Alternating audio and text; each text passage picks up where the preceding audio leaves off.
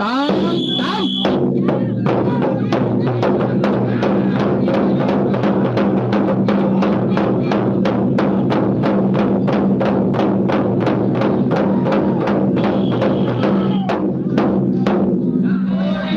ไฟ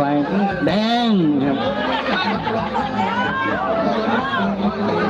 โอ้ยของหน่อยก็ดังดีอยู่เนาะเอาอยู่กับผู้ตีได้ครับพี่น้อง